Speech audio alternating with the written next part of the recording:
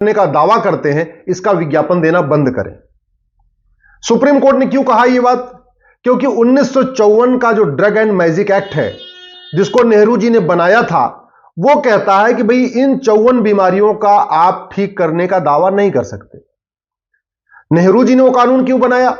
क्योंकि 1940 में अंग्रेजों ने कानून बनाया था ड्रग एंड मैजिक एक्ट, और अंग्रेज चाहते थे कि केवल एलोपैथी का प्रचार प्रसार हो। आयुर्वेद, योग, प्राणायाम, नेचुरोपैथी जो भारतीय चिकित्सा है वो नीचे दबी रहे, केवल जो विदेशी चिकित्सा है एलोपैथी वो ऊपर बढ़ती रहे। इसके लिए उन्होंने 1940 में कानून बनाया था। उसी को कॉपी पेस्ट किया नेहरू जी ने 1954 में, जिसको कहते हैं ड्रग एंड मैजिक एक्ट। और उसमें क्या लिखा हुआ है कि अपेंडिक्स, अंधापन, कैंसर, मोतियाबिंद, बहरापन, डायबिटीज, मंदबुद्धि, माहवारी, इसी तरीके से प्रोस्टेट ग्लैंड, ड्रॉप्सी, मिर्गी, पथरी, ग्लूकोमा, ब्लड प्रेशर, हिस्टीरिया, कोढ़, मोटापा, नपुंसकता, बाझपन, टीबी, अल्सर, इन बीमारियों को ठीक करने का कोई दावा नहीं करेगा। अब कानून इसलिए बनाया गया था क्योंकि इन बीमारियों का इलाज एलोपैथी में था ही नहीं उस समय, लेकिन इन बीमारियों का इलाज आयुर्वेद में था।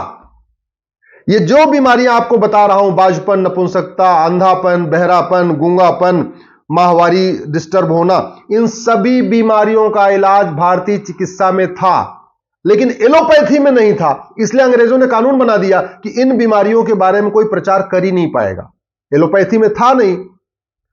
अंग्रेजों को पता था कि महर्षि चरक ने इन बीमारियों का इलाज लिखा हुआ है, महर्षि सुश्रुत इन बीमारियों का इलाज कर चुके हैं, महर्षि वाग्भट ने इन बीमारियों का इलाज बताया है, महर्षि सारंगधर ने इन बीमारियों का इलाज बताया है, महर्षि आचार्य भाव प्रकाश ने इन बीमारियों का इलाज बताया है, लेकिन उनके एलोपैथ में इन बीमारियों का इलाज नहीं था। इसलिए सीधे सीधे उन्होंने कानून बनाया कि इन बीमारियों का इलाज, ये जो लिस्ट आपको मैंने बताया है, इसके बारे में कोई प्रचार प्रसार नहीं कर पाएगा। क्योंकि नेहरू जी को भी भारतीय चिकित्सा पद्धति से नफरत थी, उनको तो पूरी भारतीयता से ही नफरत थी। उनको भारतीय शिक्षा, भारतीय चिकित्सा, भारतीय वेशभूषा, भारतीय सोच, भारतीय भाषा, हर चीज से उनको नफरत थी। और नेहरू जी को हर विदेशी चीज पसंद थी, विदेशी स्टाइल का कपड़ा पहनना, विदेशों में कपड़ा धुलवाना। उनको तो भारत का धोबी भी नहीं पसंद था, वो तो कपड़ा भी विदेश में धुलवाते थे। विदेशी सिगरेट पीना, विदेशी स्टाइल में रहना, विदेशी महिलाओं से बात करना, विदेशी भाषा में बोलना, विदेशी किताबों को पढ़ना, ये नेहरू जी का शौक था। तो नेहरू जी ने भी जो अंग्रेजों का 1940 वाला कानून था, उसी को कॉपी पेस्ट किया 1954 में, और सीधे सीधे जो पहले था ड्रग एंड मैजिक एक्ट 1940, उसको बना दिया ड्रग एंड मैजिक एक्ट 1954। अब वो कानून आज भी चल रहा है। किसी सरकार ने उस कानून को खत्म नहीं किया, किसी ने उसको कोर्ट में नहीं चैलेंज किया, और कानून चल रहा है। तो इंडियन मेडिकल एसोसिएशन, जो एक तरीके से विदेशी चिकित्सा का ही एक रिप्रेजेंटेटिव है, इंडियन मेडिकल एसोसिएशन चाहता है कि एलोपैथी खूब फले फूले, लेकिन जो भारतीय चिकित्सा है, योग, प्राणायाम, नेचुरोपैथी, आयुर्वेद, ये हमेशा नीचे दबा रहे।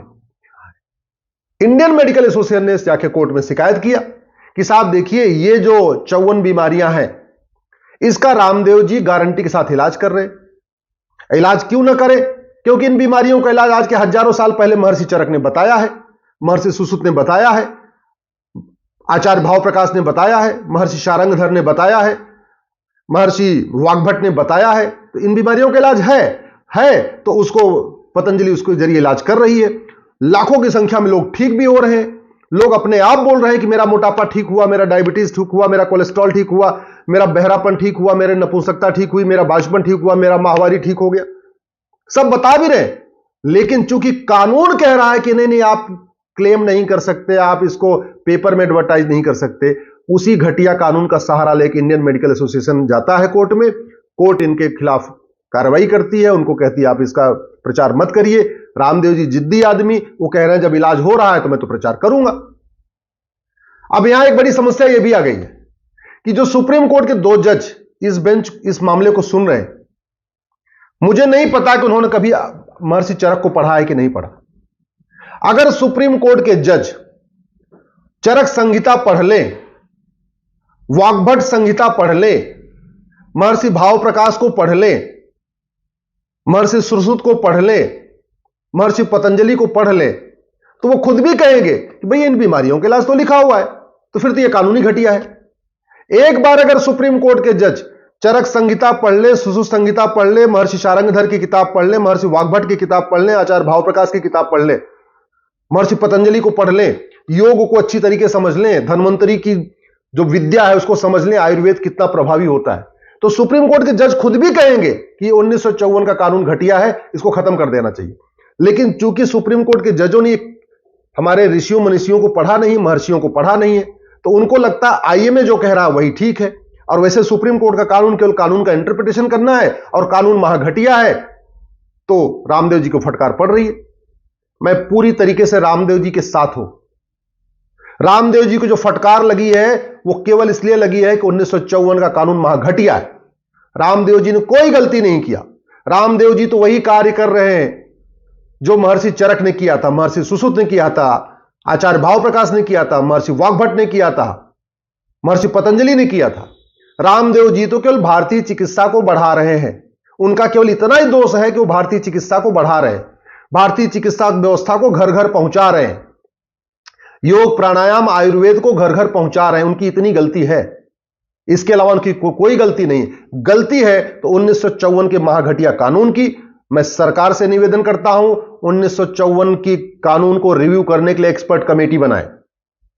एक बार देख लें कि जिन बीमारियों का इलाज चरक संहिता में है, सुश्रुत संहिता में है, महर्षि भावप्रकाश ने लिखा है, महर्षि वाग्भट ने लिखा है, उसका प्रचार प्रसार करने में और उसके बारे में कहने में कि हां बीमारी ठीक हो रही है, यह अपराध कैसे हो सकता है? तो यह जो कुछ सुप्रीम कोर्ट कर रहा है वो नेहरू जी के द्वारा बनाए गए घटिया कानून के कारण कर रहा है। इसका मतलब जो फटकार लग रही है सुप्रीम जो रामदेव जी को, वो रामदेव जी की गलती के कारण फटकार नहीं लग रही है। आचार्य बालकृष्ण ने कोई गलती नहीं किया है लेकिन फिर भी उनको फटकार लग रही है।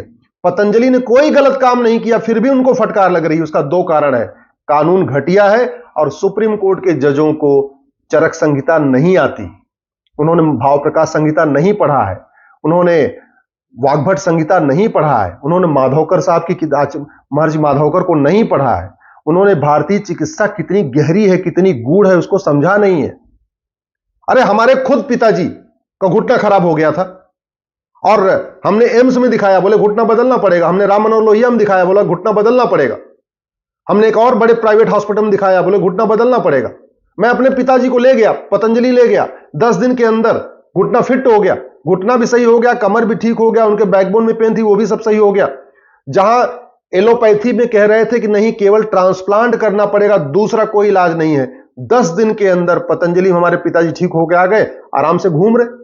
ऐसे कितने केसेस हैं, मैंने खुद अपनी आंखों से देखा है। पतंजलि में कैंसर का इलाज होते हुए, बाजपन का इलाज होते हुए, लोग आके बताते हैं कि उनका बाजपन ठीक हो गया, नपुंसकता उनकी ठीक हो गई।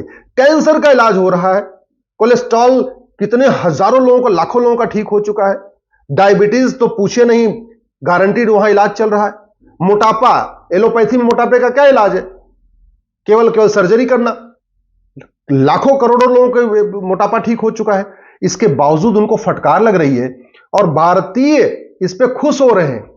किस बात पे खुश हो रहे हैं कि चलो यार, एक जो आदमी भारत की चिकित्सा व्यवस्था को बढ़ा रहा था, योग प्राणायाम को बढ़ा रहा था, उसको फटकार लग गई, इसी बात से खुश है।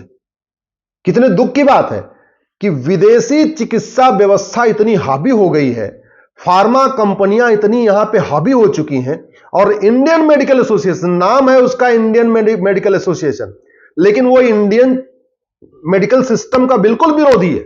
मैं फिर से कह रहा हूं, ये इंडियन मेडिकल एसोसिएशन भारतीय चिकित्सा का घोर विरोधी है, योग प्राणायाम नेचुरोपैथी का विरोधी है।